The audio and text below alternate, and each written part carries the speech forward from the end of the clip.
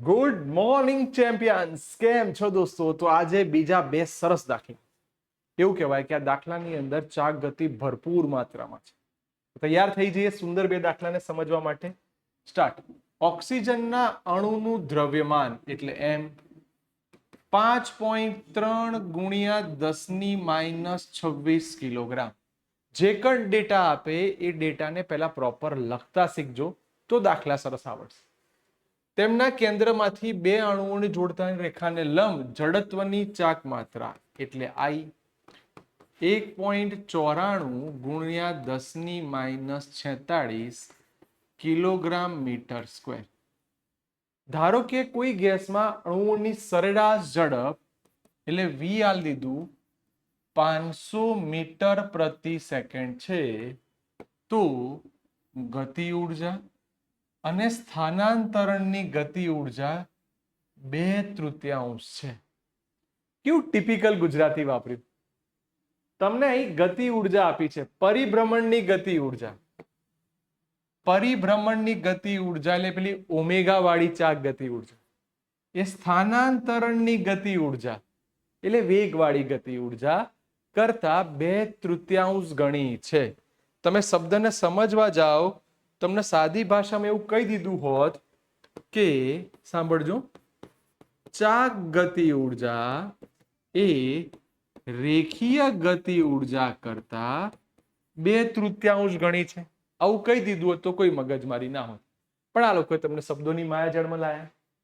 તો સર હવે ચાક ગતિ ઉર્જાને યાદ કરવા જવું અને આને યાદ કરવા જવું તો પદ લખાવો. ચાક ગતિ ઉર્જા એટલે હાફ I ઓમેગા સ્ક્વેર 2/3. રેખીય ગતિ ઉર્જા એટલે હાફ mv સ્ક્વેર. બેટા શું ઉડી ગયું એના આધારે તમને ખબર પડશે કે ચલો મારી પાસે આ બે તો ઉડી ગયા. શોધવાનું શું છે? કોણીય વેગ ઓમેગા શોધવાનો છે. સાંભળજો, ઓમેગા સ્ક્વેર ના કરતા બનાવો તો 2/3 mv સ્ક્વેર ભાગ્યા I omega square 2/3 m. Sir એમ મારી પાસે તૈયાર છે 5.3 ગુણ્યા 10⁻26. વી સ્ક્વેર તૈયાર છે ભાઈ, ઓમેગા સ્ક્વેર શોધવાનું છે. વી સ્ક્વેર તૈયાર છે 500, તો 500 બે વાર લખી દો. I એટલે જડત્વની ચાક માત્રા 1.94 ગુણ્યા 10⁻46. બોલો, મારી પાસે બધી જ વેલ્યુ આવી ગઈ. Sir done. હવે આનું કેલ્સી થી સોલ્યુશન લાવો અને પછી ઓમેગા સ્ક્વેર શોધો. તો sir omega square as it is રાખીએ. જો પહેલા કંઈ પણ કહે ને બેટા તો આનું પહેલા પ્રોપર કરો, તો આ થઈ જશે ઉપર આવશે, તો આ થઈ ગયું 20. આ 2 એમના એમ, 3 એમના એમ, 5.3 એમના એમ, 1.94 એમનું એમ. પાયો પાયો 25. 10 ની કેટલી ઘાત થઈ? 2 ને 2 4. તો હવે આને કંઈક વિચારો અને આને કંઈક સરખી રીતે લખો. જો હું હજી સાદુરૂપ નથી આપતું, તમારી જોડે શાંતિથી સાદુરૂપની સેટિંગ કરીએ છીએ. આ 5.3 એમના એમ, આ 1.94 એમનું એમ, 25 એમના 10 ની ઘાત જોજો, 20 ને 2 24. સર બેકી સંખ્યા પ્રોપર આવી ગઈ છે. હા, હવે તમે વર્ગમૂળ કાઢો. તો દરેક જણ કેલ્સીથી આનું કેલ્ક્યુલેશન કરી દો. હું તમારી જગ્યાએ હું શોર્ટમાં કહું તો આ ઉડી જાય એટલે 2. સમજાય છે? 25 પંચા 125, પણ કંઈક વેલ્યુ વધશે અને 3 વડે ભાગી નાખશો. ચલો, એટલે તમારી પાસે જે કંઈ આવે એનું અંડર રૂટ કરો અને પછી તમને ઓમેગા. ચલો ખસી જઉં છું, ફટાફટ તમે કેલ્ક્યુલેશન કરી દો. વર્ગમૂળમાં 45.53 ગુણ્યા 10⁻24. અને હવે તમે જ્યારે એનું વર્ગમૂળ કરશો તો બેટા આનું વર્ગમૂળ કરી દો એટલે તમને ખબર પડવી જોઈએ 6.75 ગુણ્યા 10⁻12 રેડિયન પ્રતિ સેકન્ડ. છે ને મસ્ત દાખલો. ફરી બોલું છું, આ વાક્ય ઉપર બધો આધાર છે. ચાક ગતિ ઉર્જા એ રેખીય ઉર્જા કરતા કેટલા ગણી છે? 2/3. બોલો, સરસ દાખલો લેવાઈ ગયો હોય તો એક સરસ સ્ક્રીનશોટ લઈ લો, તમને ખબર પડી જાય કે હા સર આ દાખલામાં આપણે શું કામ કરેલું. બોલો ડન. સર મસ્ત દાખલો તૈયાર. એક જોરદાર આઈએમપી દાખલો આના ઉપરથી કરાવી દો. તો હવે જે ગણાવવા જઈ રહ્યો છું એ મોસ્ટ આઈએમપી દાખલો. મોસ્ટ આઈએમપી એટલા માટે કે મોટા ભાગના પેપરોમાં જોવા મળશે.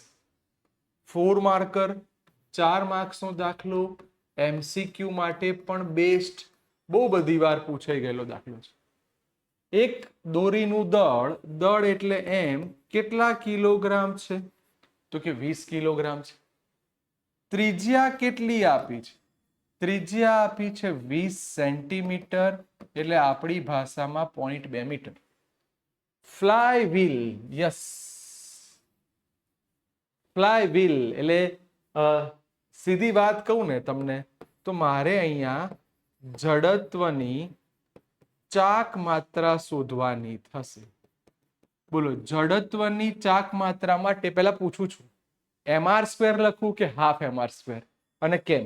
શબ્દને તમારે એકવાર જોઈ લો. ફ્લાય વ્હીલ શબ્દ આવ્યો છે તો જડત્વની ચાક માત્રા mr² થાય કે હાફ mr² થાય? મને કહો સર. એકલી રિંગ કીધી હોત ને તો mr² થાય. આ તકતી જેવું થયું, નક્કર નળાકાર જેવું થયું, એટલે હાફ mr². એક કામ કરો બેટા, પહેલા શોધી જ કાઢો એટલે ભવિષ્યમાં ક્યાં હેરાન ના કરે. હાફ એમ કેટલા? 20. આર કેટલા છે? 0.2. એનો સ્ક્વેર છે તો આને સાદી ભાષામાં 2/10. ફરી વાર 2/10. 10 દુ 20 ઉડી ગયું. 4/10 એટલે તમારી જડત્વની ચાક માત્રા મળી ગઈ 0.4. એકમ લખવાનું બેટા ઘણા વિદ્યાર્થીઓ ભૂલી જાય છે, એના કારણે માર્ક્સ કપાય છે. બોલો, તમારી પાસે પહેલા જડત્વની ચાક માત્રા આઈ તૈયાર થઈ જવી જોઈએ. સર આઈ મારી પાસે તૈયાર. હવે આકૃતિમાં દર્શાવ્યા પ્રમાણે 25 ન્યૂટન જેટલું બળ લાગ્યું. હવે તમારે આકૃતિ ઇમેજિંગ કરવાની. આ એક ફ્લાયવ્હીલ, આપણે આપણું જે રીમ વિચારીએ છીએ તે સાંભળજો. હું એટલા માટે સાઈડમાં છું, તમને ખબર પડે. આ એની ત્રિજ્યા, આ એની ઉપર બળ લાગે છે F. ચલો, બળ કેટલા ન્યૂટન લાગ્યું? સર બળ લાગ્યું 25 ન્યૂટન. આકૃતિમાં જુઓ, બંને પરસ્પર લંબ છે. હા સર, બંને પરસ્પર લંબ છે. સર લંબ હોય તો પહેલું કામ કરો, ટોર્ક શોધી કાઢો. ટોર્કનું ઓફિશિયલી સૂત્ર R cross F, RF sin theta. થીટાની જગ્યાએ 90. સર મારે ટોર્ક મળી જશે R 0.2. Sir done. F 25 newton. 25 દુ 50 અને એક મીંડું ઉડી જશે એટલે 5 ન્યૂટન ઇન્ટુ મીટર. વાહ ભાઈ વાહ, ટોર્ક મળી ગયું, મજા પડી ગઈ. Sir torque done. તો પહેલી વસ્તુ, જે વસ્તુ પૂછી સાંભળજો. નંબર 1, કોણીય પ્રવેગની ગણતરી કરો. ચલો, કોણીય પ્રવેગ એટલે આલ્ફા. આલ્ફા કઈ રીતે મળશે? આઈ, હા, ટોર્કનું સૂત્ર tau is equal to I alpha. તો alpha is equal to tau upon I. Torque કેટલા છે? 5. આઈ કેટલા છે? 0.4 એટલે 4/10 ઉપર જતા રહ્યા. 12.5 થશે તો 12.5 રેડિયન અપોન સેકન્ડ સ્ક્વેર. બોલો, મારી પાસે કોણીય પ્રવેગ તૈયાર થઈ ગયો જેમાં કિંમત મૂકી શકાય. સર ડન છે, કોણીય પ્રવેગ તૈયાર. વાક્યને સમજો. જ્યારે આ 2 મીટર ખુલશે એનો મતલબ કે આ 2 મીટર ખુલે. 2 મીટર ખુલે એટલે કાર્યની વાત થઈ. તો શાંતિથી હો. સર કાર્ય બરાબર W, બળ ગુણ્યા સ્થાનાંતર. સર બળ તમે કેટલું લગાડ્યું તું? સર બળ લગાડ્યું તું 25. સ્થાનાંતર કેટલું? 2 મીટર ખુલશે. હા, 25 દુ 50. તમારું કાર્ય કેટલું થઈ ગયું હોવું જોઈએ? 50 જૂલ જેટલું કાર્ય થયું. Sir done. જોજો, પહેલો તૈયાર, બીજો તૈયાર. હવે આ બિંદુએ વ્હીલની ગતિ ઉર્જા શોધો અને સ્થિર સ્થિતિમાંથી ગતિની શરૂઆત કરે છે. સ્થિર સ્થિતિ કે એટલે પ્રારંભિક વેગ પણ 0 અને ઓમેગા પણ 0. હવે ગતિ ઉર્જા મારે શોધવી છે. ચલો, ગતિ ઉર્જા આપણે શોધવી હોય તો ગતિ ઉર્જાનું સૂત્ર લાવવા માટે હાફ આઈ ઓમેગા સ્ક્વેર. ગતિ ઉર્જા હાફ આઈ ઓમેગા સ્ક્વેર. પણ ઓમેગા તો નહીં. સર ઓમેગા આપણી પાસે નથી તો શું કરી શકાય? તો હું હજી એવું કહું છું, ટાઈમ આપ્યો છે. સર રકમમાં ટાઈમ પણ નહીં આપ્યો. તો પેલા 3 ભાઈબંધો આપણા હતા, ઓમેગા બરાબર ઓમેગા 0 પ્લસ આલ્ફા ટી. પણ એમાં પહેલા 2 માં ટી આવતો હતો, એટલે તો વપરાશે જ નહીં. સર નહીં વપરાય. તો છેલ્લું સ્ટેપ શું હતું? Omega square minus omega square 2 alpha theta. Sir આની ઉપરથી મને થીટા મળી જાય? સર થીટા મળી જાય, કારણ કે ઓમેગા વી વેગ કશું નહીં આલ્યું. એટલું તો ખબર પડી ગઈ કે આ ભાઈ બંધ ગયા. So omega square is equal to alpha theta. આનો ખેલ મસ્ત છે. સર આ થીટા એટલે શું? તો સર તમે આજે ચાપ મારી તો અહીં એટલા માટે લખું છું કે થીટા એટલે ખૂણો. ખૂણો બરાબર ચાપ ભાગ્યા ત્રિજ્યા. બહુ શાંતિથી સાંભળજો, તો જ આ દાખલાનો મોસ્ટ આઈએમપી પણ આનો ખબર પડશે. ચાપ કેટલી વાગી? સર ચાપ વાગી 0.2. સોરી, ચાપ એટલે લંબાઈ. કેટલું ખુલ્યું? 2. અને તમારી ત્રિજ્યા કેટલી છે? 0.2.